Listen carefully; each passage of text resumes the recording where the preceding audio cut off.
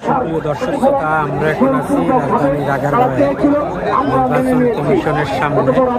এখানে বিভিন্ন 3 দফা দাবিতে ছাত্র দলের নির্বাচন কমিশন ঘেরাও কর্মসূচি চলছে। এখন কথা বলছেন ছাত্র দলের সভাপতি রাকিব।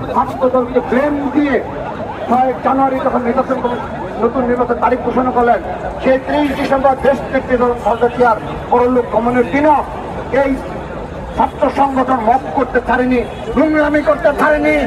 সেদিন সেই ড্রাইভার ছাত্র দলের উপর চাপিয়ে দিয়ে তারা বলল ছাত্র দল নাকি নির্বাচন চায়নি।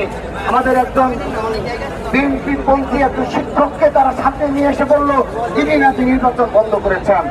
আমরা কোনো কিছু বলিনি। আমাদের প্রতিটি ছাত্র সংসদ নির্বাচনের আগে তারা এই ধরনের প্রপাগান্ডা আশ্রয় নেয়।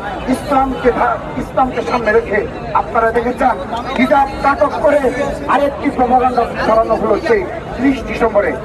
অর্থাৎ এত মিথ্যাচার প্রপাগান্ডা নোংরামি করা হয় প্রতিটি ছাত্র সংসদ নির্বাচনের আগে। এই ধারাবাহিকভাবে তারা এগুলো করলো। তারপর আমরা তার বিরুদ্ধে কোনো স্টেপ নেইনি। পরবর্তীতে 6 জানুয়ারি যেদিন জগন্নাথ বিশ্ববিদ্যালয়ের কেন্দ্রীয় ছাত্র সংসদ নির্বাচন অনুষ্ঠিত হলো, সেদিন আপনারা লক্ষ্য করেছেন এই জামাত পন্থী শিক্ষক তিনি সংবাদ সম্মেলন করলেন ভারতের সময়। অর্থাৎ ভোট চলমানকালীন সময়ে এভাবে তারা সংবাদ সম্মেলন করতে পারে।